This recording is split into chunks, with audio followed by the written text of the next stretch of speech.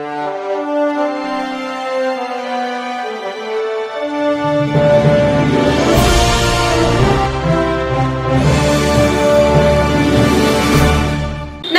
मी Shweta Pawar, city TV लाईव्हच्या बातमीपत्रात आपलं स्वागत आहे।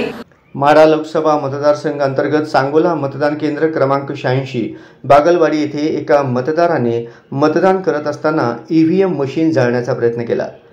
त्या पार्श्वभूमीवर त्या मतदान केंद्रावरील मशीन बदलून नवीन मशीनवर मतदान प्रक्रिया सुरळीत केली असल्याबाबत जिल्हा निवडणूक अधिकारी कुमार आशीर्वाद यांनी दिलेला बाहीट। सांगोला विधानसभा मतदार क्षेत्रमध्ये पोलिंग बूथ क्रमांक 86 बागलवाडीमध्ये घटना घडली आहे। त्यामध्ये एक मतदारने ईव्हीएम मशीनला पेटवण्याचा प्रयत्न केला आहे।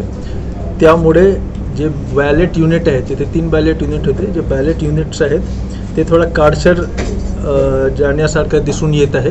थोडा ते ब्लॅक झालेले आहेत, पण बॅलेट युनिट पण इंटॅक्ट आहे, कंट्रोल युनिट पण इंटॅक्ट आहे आणि व्हीव्हीपॅट मशीनसुद्धा इंटॅक्ट आहे। पोल प्रोसेसवर कुठल्याही प्रकारचा यावर प्रादुर्भाव पडला नाही। बॅलेट युनिट पण इंटॅक्ट होता, तरीसुद्धा कोणाला कुठल्याही प्रकारचे संशय नाही झाला पाहिजे, त्यासाठी आम्ही पूर्ण ईव्हीएम मशीन रिप्लेस केलं आहे। नवीन ईव्हीएम मशीनवर आम्ही मॉक पोल केला आणि त्यानंतर तिथे ते नवीन ईव्हीएम मशीनवर प्रोसेस पण जे वोटिंग प्रोसेस आहे तो पण पुन्हा सुरू झाला। आता तिथे शांताने पोलिंग प्रोसेस सुरू आहे।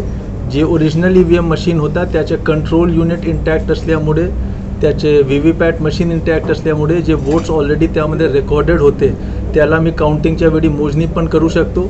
तर पोलिंग प्रोसेसवर कुठल्याही प्रकारचा प्रादुर्भाव नाही झाला आहे। तिथे रिपोल करण्याची कुठल्याही प्रकारची आवश्यकता नाही आहे। जे मतदारांनी ओरिजिनल ईव्हीएम मशीनवर त्यांचे मत दिला होता ते सर्व वोट्सचा रेकॉर्ड तो ईव्हीएम मशीनमध्ये आहे। कुठल्याही प्रकारचा प्रॉब्लेम नाही झाला आहे। करण्याचा प्रयत्न केला होता, त्याला पोलिसांनी ताब्यात घेतलं आहे आणि त्याच्यावर कायदेशीर कारवाई पण होईल। म्हणून कोणीही कुठल्याही प्रकारच्या अफवावर विश्वास करू नका आणि तिथे पुन्हा मी सांगतो पोलिंग प्रोसेस एकदम शांतने पुन्हा सुरू झालेला आहे। धन्यवाद।